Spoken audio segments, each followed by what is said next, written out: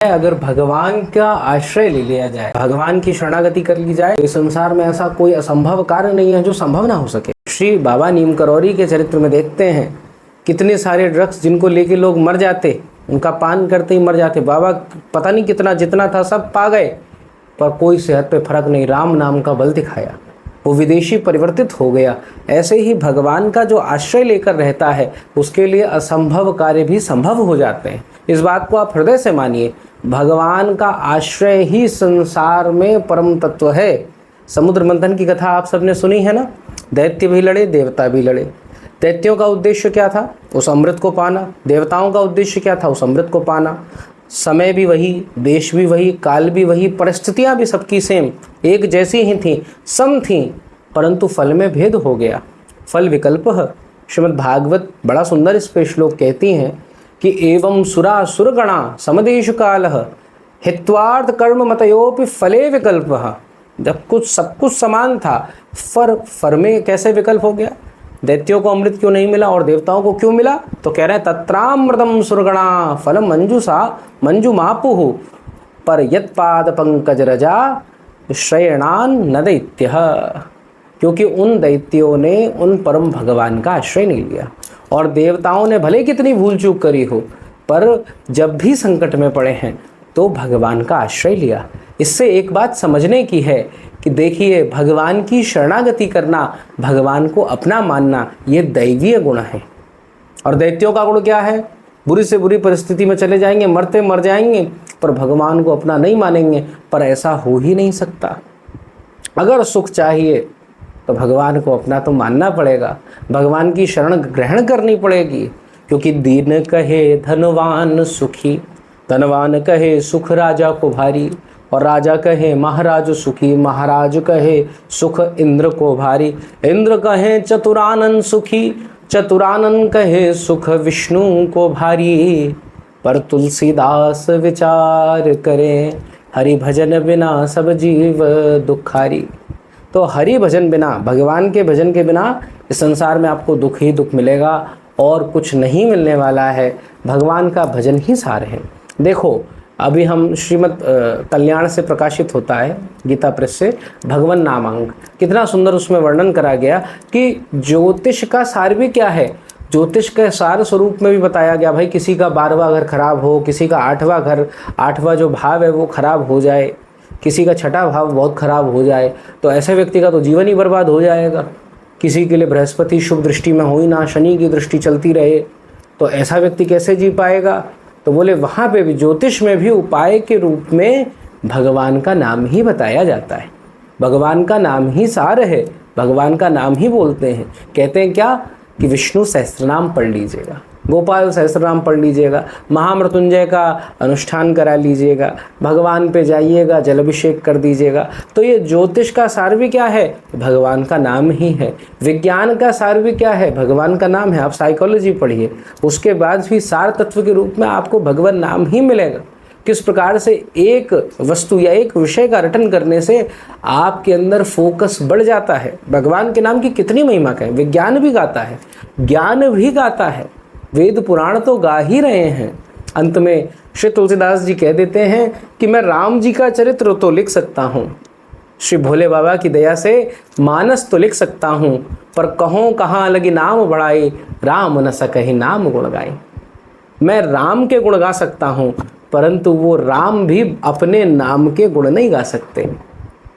क्योंकि एक राम जी ने तो बस एक अहिल्या जी का उद्धार करा, पर इस भगवान के राम नाम ने कितनों का उद्धार कर दिया, इसकी कोई सीमा नहीं है। इसीलिए नाम का स्मरण करें। अब कैसे होगा, क्या होगा, बहुत सारी विधियां भी इसमें बताई जाती है, पर सबसे सरल संत महापुरुष कहते हैं, चरणदास जी का एक बड़ा सुंदर पद है कि जो साधक प्रारंभ करे तो पहले 6-7 महीने तो मुँह से ही जपे। माला चल रही है और मुंह से नाम का स्मरण हो रहा है, राम राम राधे राधे कृष्ण कृष्ण, मुंह से बोलना है। फिर धीरे धीरे अंतर में चलने लगे, फिर धीरे धीरे हृदय में चलने लगे, फिर वही जब अंदर और प्रविष्ट हो जाएगा, अंतःकरण शुद्ध होने लग जाएगा, तो बस माया का पर्दा हटा, माया जवन का छन्ना, मज्ञा दोक्षज मव्ययम, न लक्ष्य से मूढ़ दशा नटो नाट्य धरो यथा। माता कुंती कहती है ये माया का पर्दा लगा हुआ है, इसीलिए भगवान नहीं दिख रहे हैं। पर जैसे ये पर्दा हटा आपको भगवान दिखने लग जाएंगे, इसमें कौन सी बात है। तो इसीलिए नाम का आश्रय लें। इस नाम की महिमा हर संत ने गाई है।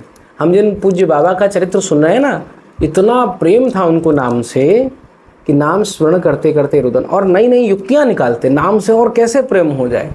जैसे हमने पिछली बार सुना कि जाप के समय जैसे आप राधे राधे जपें, कृष्ण कृष्ण जपें, राम राम जपें, तो बीच में अपने इष्ट की कल्पना करें, कैसे दिखते होंगे, उनका मुख कैसा होगा, उनके नेत्र कैसे होंगे। बीच बीच में माला के एक राधे बोला, उसके बाद कल्पना करिए किशोरी जी वन में जा रही हैं, विहार कर रही हैं, तो इससे आपका जो मन है उसको इतनी बार कल्पना करने का अवसर मिल गया। अगर आपने 3 माला करी तो कम से कम 300 बार कल्पना तो हो गई, 108 की एक माला हुई। तो ऐसे बहुत सारी युक्तियों को बताने वाले जो सिद्ध संत हैं, ऐसे संत के पावन चरित्र का हम लोग श्रवण करने जा रहे हैं। आप लोग भी भाव से सुने। तो कल हमने चरित्र में श्रवण करा कैसे बाबा का हृदय शिव शंकर भगवान से जुड़ गया। एक चीज़ आप देखेंगे, बिना भगवान महादेव की कृपा हुए यहाँ युगल की भक्ति प्राप्त नहीं हो सकती। जब तक उस युगल की कृपा नहीं होगी, महादेव और भगवती पार्वती की कृपा नहीं होगी, तब तक इस युगल वृंदावन के युगल की प्राप्ति नहीं हो सकती। इसीलिए महादेव की कृपा और सहज प्रेम बनना ये प्रथम सीढ़ी माना गया भगवान के प्रेम में। तो इसीलिए श्री बाबा को महादेव से बहुत प्रेम, बहुत लाड, और महादेव भी इनके लिए कितना कुछ करते। एक बार की बात हमने जानी कि एक बार बाबा के स्कूल में सब मेडल आदि प्राप्त कर रहे थे, लॉन्ग जंप रेस सब कुछ हो रहा। अब बाबा को भी मेडल चाहिए था, तो बाबा क्या करते, तो बस भगवान से प्रार्थना करी और गाने की इच्छा आई। कोई मन से ऐसा दर्शन नहीं, पर मन में एक भाव उठा। चक्रधर बाबा का जो मूल नाम था वो चक्रधर था, राधा बाबा का। तो चक्रधर तुम गाओ। अब बाबा गाने लग गए। अब जैसे गावें, ओहो भैया, सब लोग एकदम मंत्रमुग्ध हो गए। जैसे बाबा ने गाया और तुरंत मेडल मिल गया, रबड़ मिल गई। ऐसे बहुत सारे बाबा ने दृष्टांत दिए अपने जीवन में और बताया कि कैसे भगवान से प्रार्थना करने पर अगर सच्चे मन से सच्ची प्रार्थना करी जाए तो ऐसा हो ही नहीं सकता कि भगवान आकर दर्शन ना दे दे। भगवान अवश्य दर्शन देते। तो ऐसी कृपा करी और भोला मन था, तो जो जो समझ में आता वैसे करते थे। अब धीरे धीरे आयु बढ़ गई और आयु बढ़ने के बाद बाबा का जो आगे पढ़ाई जो है उसके लिए गया आदि जाना पड़ता था। अब वहाँ पर एक उस समय सरकारी एग्ज़ाम निकला और उस एग्ज़ाम में ये लिखा हुआ था कि अगर जो इसको पास कर लेगा, जो उत्तीर्ण हो जाएगा, उसको 5 रुपये प्रति माह मिलेंगे। अब उस समय के 5 रुपये आज के 500-1000 रुपये के बराबर हैं। तो 5 रुपये मिलेंगे और साथ में छात्रावास भी मिलेगा, साथ में स्कूल में पढ़ने की पूर्ण जो भी शुल्क लगेगा वो निःशुल्क हो जाएगा, उसका कोई भी शुल्क नहीं होगा, मुक्त कर दिया जाएगा। बाबा के मन में तो आया, माता जी से आज्ञा ली, और बाबा तो बड़े श्रेष्ठ परिवार से थे, पढ़ाई लिखाई में बड़े ही अच्छे थे। तो बाबा गए वहाँ एग्ज़ाम देने के लिए। तो माता ने कुछ रुपए उनके पास में दे दिए थे। अब बाबा उन रुपयों को अपने पास रखा, लगभग 4-5 रुपए रहे होंगे, उनको दिया। अब बाबा इतने होशियार थे कि उस नोट का, जो नोट उनको प्राप्त था, माताजी ने दिया था, उसका नंबर याद कर लिया। क्योंकि उन दिनों बिहार में, गया में, वहाँ पर लगभग 5 से 6 हज़ार व्यक्ति आ रहा था एग्ज़ाम देने के लिए। तो ऐसी हबड़ तबड़ में हो सकता है कोई ना कोई पॉकेट मार ले या कुछ कर ले, ऐसे अनिष्ट से बाबा ने नंबर याद कर लिया। अब जैसे वहाँ गए और छात्रावास आदि में पहुँचे, वहाँ पे रुकने की व्यवस्था, जहाँ धर्मशाला आदि थी वहाँ पे रुके, तो वहाँ देखा बाबा ने जिस बात का डर था वही हुआ, और वो नोट गायब हो गया। अब नोट गायब हो गया तो बाबा बड़े चिंतित हुए, पर ये बात थी कि उनको उस नोट का नंबर याद था। अब ये देखिए, ये दो ही स्थिति में हो सकता है, या व्यक्ति के पास में अभाव हो और या व्यक्ति बहुत तीव्र बुद्धि का हो, और यहाँ दोनों ही हैं। बाबा की जो बुद्धि है वो बहुत तीव्र, बहुत अच्छा पढ़ाई लिखाई में। आगे चरित्र में आप श्रवण करेंगे, बाबा जब राजनीति, क्योंकि उस समय क्रांति का माहौल था, अंग्रेजों के विरुद्ध लोहा लेने का माहौल था, क्रांतिकारियों के संग बहुत सारा काम करा है, बहुत सारा प्रचार का कार्य उन्होंने करा है, बहुत अच्छे पढ़े लिखे विद्वान के रूप में भी रहे। संस्कृत का अध्ययन, बाबा को 4 से 5 भाषाएं आती थी, बंगला आती थी, जो अवधी बिहारी है उसको आती थी, अंग्रेज़ी, संस्कृत, इन सबका ज्ञान था उनको। तो बड़ी तीव्र बुद्धि के थे। डिप्टी इंस्पेक्टर साहब से भी बोला, पर उन्होंने तो कह दिया भाई 5,000 लोग आए हैं, अब मैं कैसे ढूंढूं। इसीलिए पर जो छात्रावास में अध्यापक महोदय थे, उन अध्यापक महोदय के पास में गए। उनका नाम था श्री दामोदर प्रसाद। अब उनके पास जैसे पहुँचे और उनसे कहा कि मेरा ऐसे ऐसे नोट खो गया है, पर मुझे नंबर याद है, आप अगर कृपा करें। पहले तो उन्होंने भी टालम टाल करी, क्योंकि भाई 5,000 लोगों का बैग कौन चेक करेगा। तो उन्होंने कहा इसकी आवश्यकता नहीं है, आप लेकिन कुछ बच्चों को सामने खड़ा कर दें, मैं देख के पहचान जाऊंगा, बस देख के पहचान जाऊंगा। इतना कह दिया विश्वास के साथ में। अब यहाँ सुनिए, भगवान कैसे अपने भक्त के विश्वास की रक्षा करते हैं। बाबा ने खूब विश्वास से कह दिया कि मैं बिल्कुल, आप चिंता मत करो, देख के पहचान जाऊंगा। जब ऐसा कहा तो उन्होंने वही कार्य करा जैसा उन्होंने कहा था। और इसके बाद में सामने 1-2 बालक आए, तभी एक छोटा सा बालक आया, आयु तो छोटी ही थी, नाटे से कद का था। जैसे सामने आए, बाबा ने कहा इसी के पास नोट है। अब वो तो घबरा गया, बोले नहीं नहीं मेरे पास, मैंने कोई चोरी नहीं करी। पर अध्यापक महोदय उसको फिर ले गए पकड़ के एक कमरे में और एक डंडा दिखाया। बोले वो देखो चक्रधर जो है, उसको जो नोट गायब हुआ है उसका नंबर याद है, अगर तुम्हारे यहाँ से वो नोट मिला तो मैं तुम्हारी खाल उखाड़ लूँगा। जो ऐसे धमका दिया, अगर अभी दे दोगे तो बच सकते हो। तो वो घबरा गया, उसने स्वीकार करा कि हाँ मैंने ही नोट चुराया। अब अध्यापक महोदय बहुत प्रभावित हो गए। उन्होंने पूछा बाबा से, चक्रधर तुम्हें कैसे ये सब पता चल गया, तुम्हारे पास कोई सिद्धि है क्या? बाबा मुस्कुराए, कहने लगे मेरे पास कोई सिद्धि नहीं है, बस इतना है कि महादेव की भक्ति करता हूँ, श्री महादेव को जानता हूँ, उन्हीं को माँ, उन्हीं को पिता के रूप में स्वीकार करता हूँ। उन्हीं महादेव से प्रार्थना करी थी कि बाबा आप ही संकेत कर देना।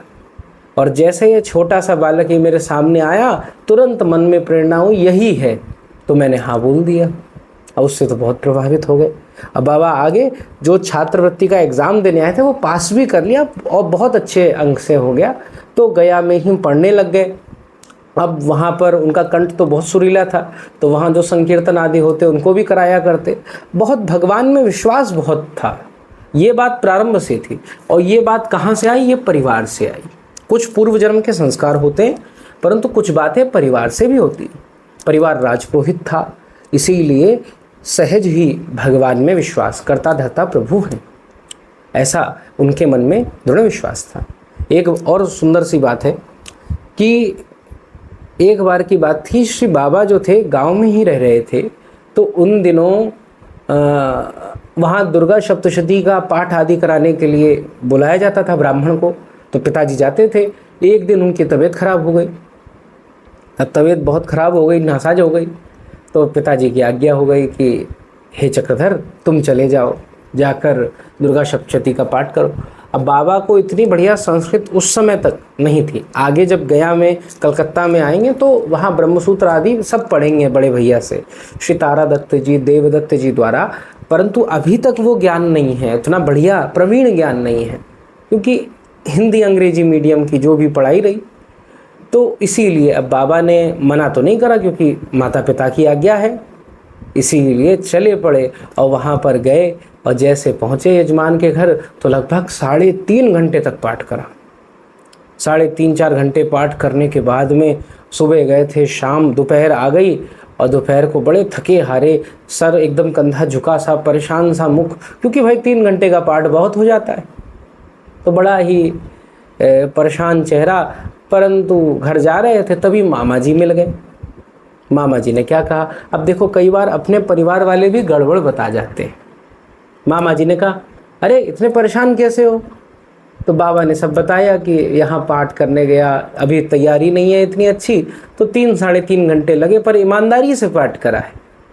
मामा जी बोले अरे इतना, ये ईमानदारी से इतना कोई पाठ थोड़ी ना करा जाता है, यजमान दक्षिणा कितनी देता है? कोई दक्षिणा नहीं देता खास।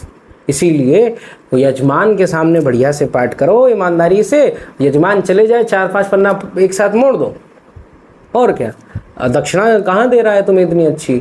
अब बाबा के मन में वो बात लग गई, क्योंकि बाल हृदय कौन कुसंगति पाई न साई, कौन ऐसा है जिसने कुसंगति पाई और उसका नाश नहीं हुआ। अब बाबा के हृदय में भी लगी, अगले दिन गए वही करा। यजमान सामने आया तो बड़ा बढ़िया पाठ एकदम करा, और पीछे से 2-3 पन्ना खाली कर दिया, और जल्दी हो भी गया, 2-2.5 घंटे में हो गया, आज तो जल्दी हो गया। पर बाबा का जो मन है, ये मन बड़ा सुंदर है, ऐसे मन की बलिहारी है। कारण ये है, गलती तो करते हैं, जीवन में उनके द्वारा चीज़ें तो हुई, और ऐसा कौन है संसार में जो गलती नहीं करता हूँ, पर अच्छा व्यक्ति वो है, योग्य व्यक्ति वो है जो अपनी गलती को सुधार ले, उसकी पुनरावृत्ति ना करे, उसको दोहराए नहीं। बाबा ने उस बात को एकदम हृदयंगम करा और मन में ग्लानि होने लग गई, धिक्कारने लगा, माने तू क्या कर रहा है भाई, एक ईमानदारी से काम करना गया, कैसे तुम आज की दक्षिणा ले आए, कैसे कर लिया, और रहा ना गया, और अपने पिताजी को सब सत्य सत्य बता दिया। जैसे महिपाल जी ने सुना, थोड़े तो क्रोध हुए, तमतमाए, परंतु फिर प्रेम से समझाया, देख बेटा, हे चक्रधर, कोई यजमान रोटी नहीं देता है, कोई यजमान खाने को नहीं देता है, ये जो पूजा पाठ हम करते हैं ये भगवान ही देता है। यजमान की दक्षिणा से हमारा काम नहीं चल रहा है, उन भगवान की कृपा से हमारा काम चल रहा है, और भगवान ने जो काम दिया है उसको ईमानदारी से करना, ये हमारा दायित्व है। इसीलिए आगे से कभी बिल्कुल ऐसा मत करना, बिल्कुल मत करना। ऐसा उपदेश करा। उस बुखार की अवस्था में जिसमें वहाँ बिस्तर से पलंग से उठ नहीं सकते थे, उठे, नहाए, ठंड का मौसम था, स्नान करा, और फिर उसके बाद में आसन डालकर पूरा पाठ श्री महिपाल जी ने करा, उनके पिताजी ने करा। इस एक घटना ने श्री बाबा के हृदय में एक बात तो दृढ़ कर दी, करने वाले श्री ठाकुर जी हैं। हमारे भक्तगण गाते हैं क्या, करते हो तुम कन्हैया मेरा नाम हो रहा है, पतवार के बिना ही मेरी नाव चल रही है, हैरान है ज़माना मंजिल भी मिल रही है, करता नहीं मैं कुछ भी सब काम हो रहा है, मेरा आपकी कृपा से बड़ा नाम हो रहा है, मेरा आपकी कृपा से सब काम हो रहा है। ये बात दृढ़ हो गई कि मेरा आपकी कृपा से प्रभु सब कार्य हो रहा है। अब तो बाबा इसी बात को दृढ़ता से हृदय में धारण कर लिया, करने वाले प्रभु हैं, मेरा कोई कुछ नहीं बिगाड़ सकता। ये बात अगर हृदय में आ जाए तो सारे काम बन जाते हैं। आगे श्री बाबा के एक बार चरित्र में आता है कि एक बार गांव में ही थे तो कोई मंडली वाले आए, तो वो लोग गाना बजाना अपना कर रहे थे, उसी में एक महिला भी आई, उनका बहुत मधुर कंठ था, परंतु जब पता करा गया उनके मन में आया कौन है, क्योंकि बाबा को गीत गाने में, गायन में बहुत उनका रुचि थी, उनका इंटरेस्ट था, परंतु जब पता करा तो उनका जो पता चला कि भैया ये गाती तो अच्छा है पर इनका व्यवहार, इनका चरित्र इतना अच्छा है नहीं। तो मन में आया कि अरे इसकी स्तुति, इसका गायन इतना बढ़िया है, अगर भगवान के लिए गाए तो कितना अच्छा होगा। मन में ये विचार आने लग गए। तब बाबा रात्रि में इन्हीं को सोचते सोचते सो गए। जब सोए तो मन में जब ये विचार थे तो एक संत के दर्शन हुए रात्रि में, स्वप्न में। जैसे सुषुप्ति में पहुँचे तो संत के दर्शन हुए और संत ने कहा, संत महापुरुष, बड़ी लंबी दाढ़ी थी, बाबा वर्णन करते सफ़ेद बाल थे। उन्होंने कहा, बेटा चक्रधर, तुम्हारे मन में लोगों के कल्याण की भावना तो बहुत उत्तम है, सबका कल्याण होना चाहिए, सबका अच्छा होना चाहिए, परंतु सत्य बात यही है पहले अपना कल्याण तो कर लिया जाए। ये कार्य तब करा जा सकता है जब मंजिल पर पहुंच जाए, जब तक उस मंजिल को प्राप्त नहीं करा है तब तक करके लाभ नहीं। हम लोग आजकल देखो क्या समस्या है, हम लोग ये कार्य करने में पहले आ गए, दूसरे का जीवन सुधारने में लगे पड़े हैं, पर अपना जीवन कितना नरक है उसके ऊपर ध्यान बिल्कुल नहीं है। इसीलिए बहुत सारी समस्याएं बनती हैं। बाबा ने इस बात का ध्यान रखा हो, फिर तो अपने साधन, अपने नाम जप, अपने प्रभु के विश्वास में लग पड़े। एक बार की बात थी, वहाँ गया में जब पढ़ रहे थे तो बाबा जब गया में विद्या अध्ययन कर रहे थे तो उनके जो अध्यापक महोदय थे, जिनके यहाँ उनका आना जाना भी था, अच्छा संबंध था, तो उनके यहाँ पर उनकी जो पत्नी थी, धर्म पत्नी, उनकी मृत्यु हो गई। और मृत्यु हुई थी टीबी जो रोग होता है उसके कारण। अब उस समय कोई छुए भी नहीं, क्योंकि पहले ये था इन्फेक्शन हो जाएगा। तो अध्यापक महोदय बड़े परेशान, अर्थी उठाने को कोई कंधा भी ना मिले। तब बाबा स्वयं आगे आए। चक्रधर श्री बाबा जो थे स्वयं आगे आकर अपने 4-5 बालकों को इकट्ठा करा और उनकी अंतिम क्रिया तक उनको पहुंचाया। और ऐसा सुंदर भाव, सेवा भाव उनके अंदर प्रकट हुआ। इसको देखकर अध्यापक तो आंखों से अश्रु निकालते रह गए। हे चक्रधर, तुम्हारा मन कितना सुंदर है, तुम्हारे हृदय में मेरे लिए सेवा भाव आया। बाबा क्या कहते हैं, आपके लिए नहीं आया, ये तो प्रभु की सेवा है। हर जीव के अंदर, हर जन के अंदर कौन विराजमान है, मेरे प्रभु ही तो विराजमान है। धीरे धीरे ये सब बातें बाबा के अंदर आने लग गई थी। अब वहीं पर एक व्यक्ति था, वहाँ जो भी लोग मांगते होंगे, अब बाबा के पीछे पड़ गया, बच्चों के पीछे पड़ गया। अब कि पैसे दो, यहाँ जलाया है तो पैसे दो। अध्यापक जी तो चले गए थे, अब बच्चे बेचारों पे कहाँ पैसे। तो बाबा ने पहले मना करा, 1-2 बार मना करने पर नहीं माना तो बच्चे फिर खेलने लग गए उनके साथ में, चंचलता करने लग गए।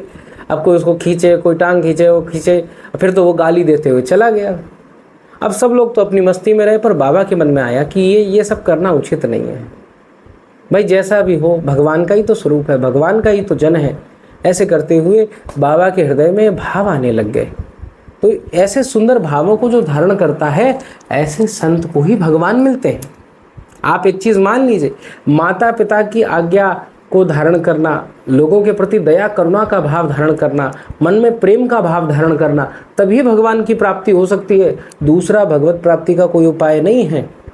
एक बहुत सुंदर बाबा का संस्मरण आता है कि उनकी जो माता जी थीं, उनकी पुत्री का विवाह, बाबा की बहनें भी थीं, तो उनका विवाह एक दूर गांव में हुआ था। बाबा उस समय कांग्रेस कमेटी में मंत्री भी थे। बहुत छोटी आयु में ही मंत्री पद मिल गया था, क्योंकि बिहार में उस समय जो मंत्री थे या जो सहमंत्री थे, उनके बाद बने, उन सबको जो अंग्रेजी सरकार है, ब्रिटिश गवर्नमेंट ने अरेस्ट कर लिया था। तो बाबा उस समय क्रांतिकारियों में भी थे और इन नेताओं के संग भी मिलते थे, देश को स्वतंत्र कराने के लिए बहुत तैयारी करते थे। तो उस समय कांग्रेस की उस कमेटी के सदस्य के रूप में भी बाबा रहे। तो बाबा जब घर पे आए तो माता जी ने कहा कि अब आपको जाना पड़ेगा बहन के घर पर। और बाबा का उस समय उनके संग जो रहन सहन है वो, क्योंकि भाई जिन लोगों के संग व्यक्ति रहता है वैसा हो जाता है। तो वहाँ कोई मुसलमान व्यक्ति है उसके संग भी बैठना, वहाँ कोई अन्य कुल का व्यक्ति है उसके संग भी बैठना, सबके संग व्यवहार करना पड़ता है, वो वहाँ की मर्यादा है। वो नहीं करा जाएगा तो गड़बड़ होगा। तो बाबा का जो क्या कहें स्वरूप था, वो शर्ट पैंट में एकदम वैसा हो गया था। तब माता ने आज्ञा करी कि बहन के घर जाना पड़ेगा। तो क्या करें, पारंपरिक वेशभूषा में जाना पड़ेगा। जाओगे तो फिर वहाँ कुछ खाना नहीं, हमारे यहाँ ऐसा नहीं होता कि बहन के घर में कुछ खा लिया जाए। माता ने ऐसा कहा, ये उपहार दे के आना, सबसे आदर से मिलना, सत्कार करना, सबको प्रणाम करना, थोड़ा झुक के चलना। बाबा का तेवर ऐसा नहीं था, बाबा किसी के सामने झुक के नहीं चल सकते। पर माता की आज्ञा हुई तो कोई नानुकुर नहीं, एक बार प्रश्न नहीं। अपने मन के जो भी भाव उनके बने थे वो सब तिरोहित करके अपने गए, उस बहन से मिले। और उस बहन के यहाँ क्या, पूरे गांव में कहीं नहीं खाया। उन्हीं के यहाँ पे कोई काम वाली भी रहती थी जो काम करने आती थी, उसने भी कहा, भैया पास में ही गांव है, मेरी बेटी का भी विवाह हुआ है, आप हालचाल पूछ लेना। अब पहले के समय पत्र तो थे नहीं, तो पत्र भी ज़्यादा नहीं थे, और ये क्या नाम है, टेलीफोन, मोबाइल, इसका तो बिल्कुल ही नामो निशान नहीं था।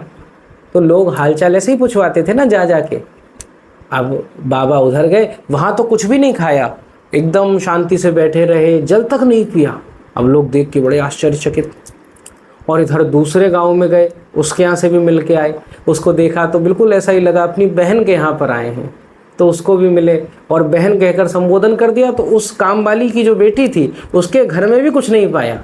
तो लोगों ने कहा, हो सकता है जाति के चक्कर में नहीं पा रहे होंगे, तो ब्राह्मण के यहाँ कोई बुला दे। बोले नहीं, इस गाँव में हम नहीं पाएंगे, क्योंकि वो भी अगर बहन का गाँव है, वहाँ नहीं पाया तो यहाँ कैसे पाएंगे। भूखे ही आए, प्यासे ही आए। जब लोगों ने देखा, आप तो कुछ लोग जानते भी थे, शहर के रहने वाले थे, कांग्रेस की कमेटी के सदस्य हैं, तो वहाँ तो सब कुछ खाना पीना होता है, वहाँ तो लोगों के संग बैठना पड़ता है, इतने नियम अभी झाड़ रहे हो क्या। बाबा ने सहज भाव में कह दिया, मैं इन सब नियमों को इतना मानता नहीं हूँ, मेरी रुचि इन सब नियमों में अभी नहीं है, परंतु मेरी माँ ने कहा था इसीलिए भैया ये पालन कर रहा हूँ। इसको सुनकर सबका हृदय बड़ा प्रफुल्लित हुआ कि अपनी माँ के आज्ञा का पालन करते हुए बाबा उस समय लगभग 1-1.5 दिवस तक भूखे रहे, कुछ खाया नहीं, घर आकर ही जो भोजन करा। तो ऐसा सुंदर त्याग जिन महात्मा के हृदय में आता है उन्हीं को कहीं ना कहीं भगवान की प्राप्ति भी हो पाती है, भगवान के दर्शन भी हो पाते हैं। तो बाबा के भाव यहीं पर विराम देते हुए हम लोग 2 पल श्री बाबा की वाणी का श्रवण करेंगे। श्री राधा बाबा कहते हैं कि भय मन की कल्पना है। हम सोच कर देखें, हमें भय क्यों होना चाहिए जब सब जगह अनंत शक्ति संपन्न सब कुछ जानने वाले हमारे प्रति अनंत सौहार्दमय प्रभु ही नित्य निरंतर अवस्थित हैं। तो किस प्राणी और पदार्थ से हमें भय लगता है? खूब गहराई से सोचे। भय एक झूठी मूठी अनादिकाल से चलती हुई आ रही एक मन की कल्पना है। हमें मामूली से मामूली बात का भय हो जाता है। ना जाने कितने प्रकार के भय हमें घेरे हुए हैं। क्यों नहीं हम प्रत्येक प्रतिकूल परिस्थिति में जब जब हमारे सामने संकट आवे, परेशानी आवे, अपनी आँख प्रभु की ओर कर ले, जो निरंतर पास रहने वाले हैं, सर्वशक्ति संपन्न हैं, सब कुछ जानने वाले हैं, अनंत हैं, अनंत सौहार्द करने वाले हैं, उन प्रभु की हम पूजा करें, उन प्रभु का भाव करें, उन प्रभु को ही समर्पित कर दें। हम सब स्थितियों में सोचने लग जाएं, जैसी प्रभु की इच्छा होगी हो जाएगा। इसमें डरने की क्या बात है? सच माने भय की संपूर्ण स्थितियां बदलने लग जाएंगी और हमारा मन सच्चिदानंदमय आनंद से भर जाएगा, भगवान के आनंद से भर जाएगा। इसीलिए ये संतों की वाणियों को सुनने से बहुत लाभ होता है। अब जैसे इसका श्रवण करें, भय क्या है एक भाव अगर समझें तो भय ये है, अभी मैं शरीर में हूँ, इस स्थिति का प्रमाण है भय। अगर आप इस शरीर में हैं, इस शरीर से अहमता ममता है, ये शरीर मेरा है ऐसा भाव है, तभी भय लगेगा। तो इस प्रकार से ये एक परिमाण भी है, ये चेक भी करा जा सकता है। अगर आप वेदांत दर्शन का अध्ययन कर रहे हैं कि मैं शरीर नहीं हूँ, मैं ब्रह्म स्वरूप हूँ, मैं सोहम हूँ, ऐसा भाव कर रहे हैं, अथवा भगवान की भक्ति का ही भाव कर रहे हैं, परंतु अगर आपको अभी भी भय लग रहा है, आपको उस छोटे से कीड़े में, उस पतंग में, ऊंचाई से, नीचे से, पानी से, इन सब चीज़ों का भय लग रहा है, तो सत्य मानिए अभी वो स्थिति नहीं आई है, अभी कोई भजन बना ही नहीं है। अगर भगवान का भजन होने लग जाएगा, सामने शेर खड़ा होगा। श्री राधा बाबा के चरित्र में आगे पढ़ेंगे, उनके सामने जब सन्यास ले लिया, एकांत में रहने लगे, तो शेर खड़ा हो गया सामने। शेर को देखा और मन में क्या कहा? प्रभु की जो इच्छा होगी सो बढ़िया, जो प्रभु करेंगे वो बढ़िया होगा। अगर मेरा आज अंत होना होगा तो अंत हो ही जाएगा, कोई रोक नहीं सकता, और मुझे बचना होगा तो मैं बच ही जाऊंगा, कोई फर्क नहीं पड़ा। निकल आए, शेर ने कुछ नहीं कहा। तो ऐसी अभयता आ जाती है। अगर आप भक्ति कर रहे हैं या वेदांत के मार्ग में, कोई मार्ग है, ज्ञान मार्ग में, कर्म मार्ग में, पर अगर भगवान का आश्रय ले लिया तो आपके अंदर हमेशा अभय पद आ जाएगा, आपको किसी से भय नहीं लगेगा। और अगर भय लग रहा है तो अभी भजन करने की और आवश्यकता है। जब भी आपको किसी चीज़ से भय लगे, थोड़ा सा मन को टोको, इसमें भी तो मेरे प्रभु हैं, ऐसा सोचने लग जाओ, तो धीरे धीरे देखोगे कि उस चीज़ से डर खत्म हो जाएगा, उस चीज़ से भय खत्म हो जाएगा, और कहीं ना कहीं उसमें भी प्रभु का दर्शन होने लग जाएगा। तो इसी सद्भावों के संग आज के सुंदर सत्संग को विराम देते हैं। कल पुनश्च हम लोग मिलेंगे। आप लोग इसी तरीके से आते रहिए। सत्संग श्रवण भागवत जी का, श्री राधा बाबा के अत्यंत पावन चरित्र का हम लोग श्रवण करते रहेंगे। श्री राधा वल्लभ लाल की जय। जय जय श्री राधे श्याम।